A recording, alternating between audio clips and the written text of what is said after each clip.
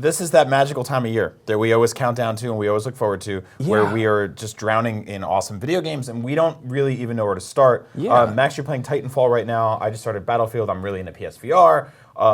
There's Call of Duty's coming out. There's Last Guardian's coming out. There's a billion games. No, this is a weird year because I'm historically not a shooter guy. Like, I enjoy shooters to a certain degree, but I've never been one for multiplayer stuff, and kind of like the more, I guess, vanilla kind of military approach to things kind of bores me. But I've totally fallen in love with Battlefield 1. I love the multiplayer of that. I had a great time with that. I played the alpha and the beta.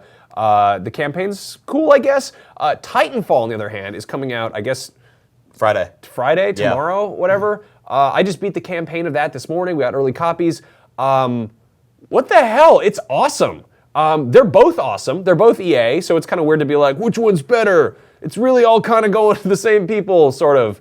But we figured we'd kind of take a look at how the reviews are faring so far. Obviously, IGN has reviews up. I don't know if we have a final score up for Titanfall just yet. But we did like Battlefield quite a bit, and a lot of other people did too. I pulled up the Metacritic scores last night, and they're pretty much neck and neck here.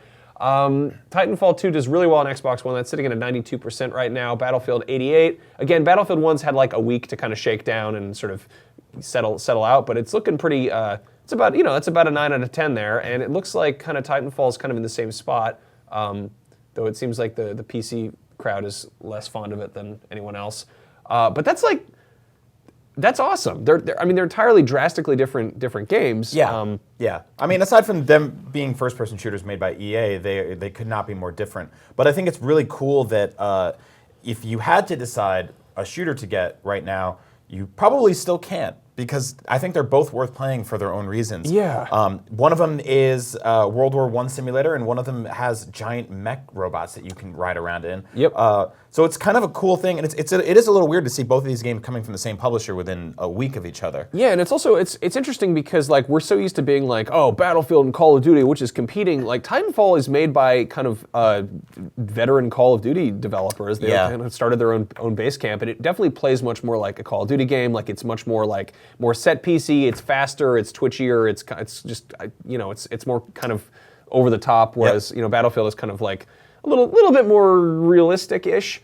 But then on the other hand, we've still got Call of Duty coming out in a couple weeks or whatever. It's kind of cool to track it like that, because like you're saying, like Titanfall was sort of built from the ashes of kind of a minor fallout that happened between some key members working on Call of Duty, and Battlefield has always been positioned as this sort of like the Call of Duty adversary the last few years, and now it's developed its own feel and its own tone. It's completely removed itself from being a futuristic military shooter.